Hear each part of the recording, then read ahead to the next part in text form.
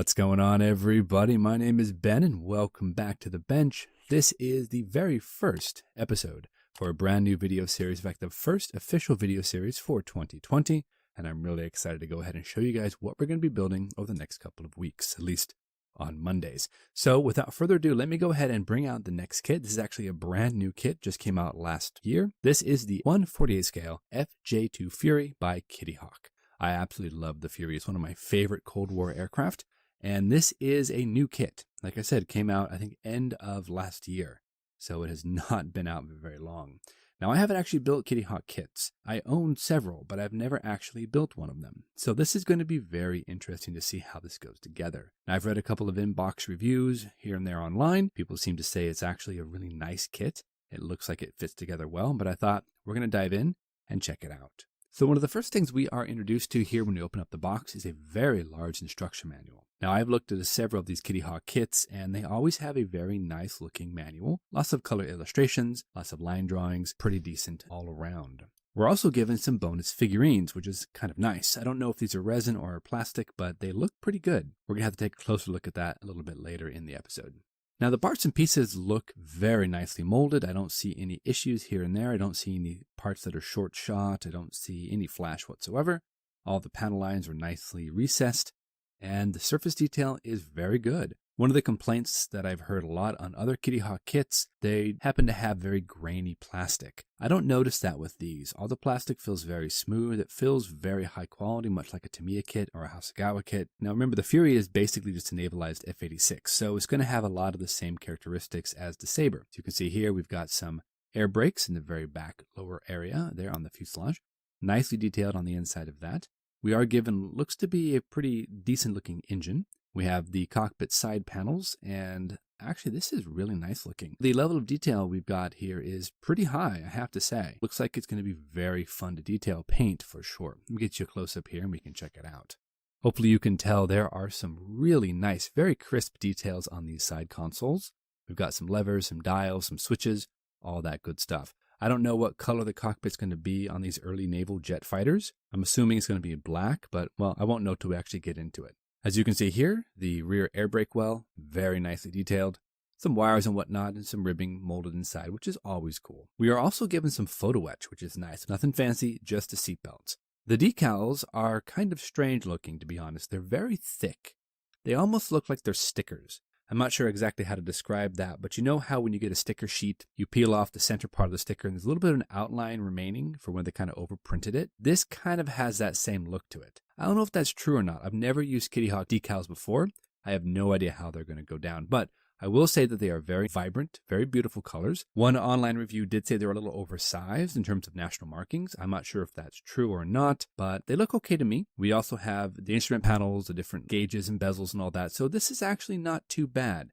So let's go ahead and take a look at the instruction manual. Now this looks really impressive. It's very thick, nicely printed. We're going to open it up and I'll just go through briefly here and there and check out some of the steps and what we're looking at, we're getting into here. And we start off right away, pretty standard. We have our part breakdown, we have our included figures, and we have our decals along with our photo etch. So that's kind of nice, has all our parts breakdown.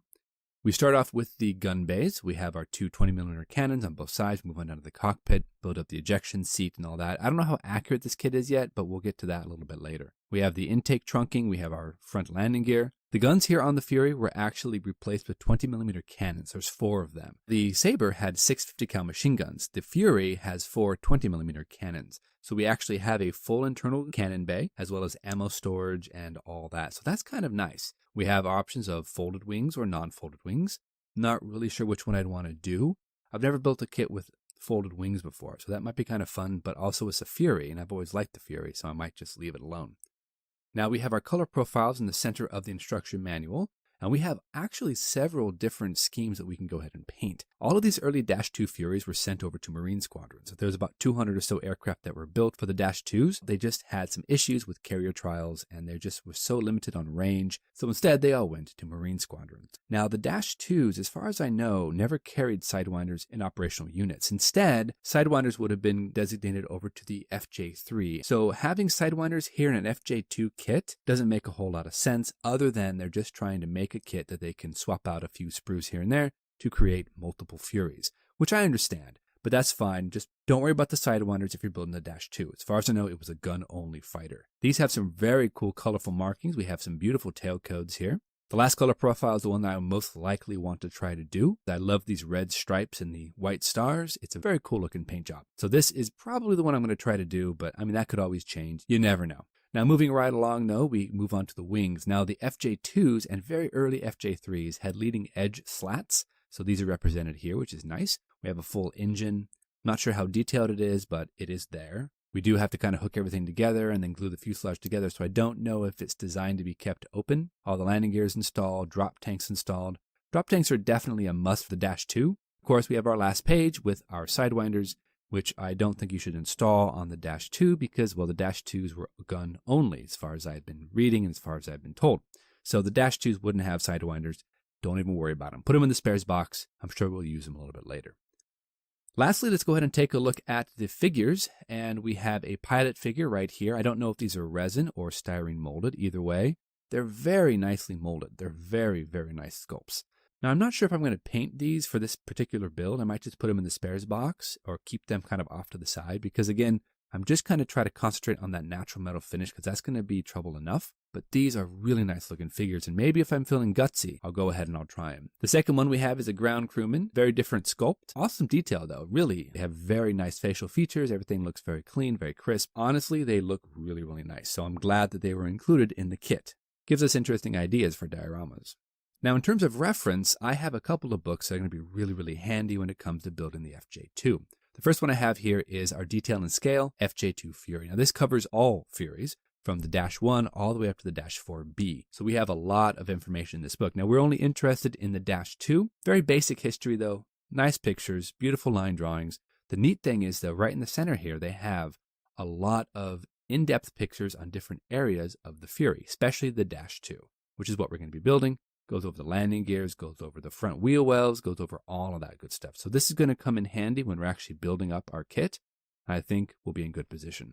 The other book I'm going to be using is this one right here. This is a little different style. It is, though, just on the FJ-2 Fury. This is by Steve Ginter. I love his work. He has amazing books. But if you notice, the pages on these are not what you would call the highest quality of printing. They almost feel like they've just been Xeroxed and just stuck and bound in a glossy cover. I'm not sure if that was intentional or if I just got a bad printing. So that's annoying, I have to tell you.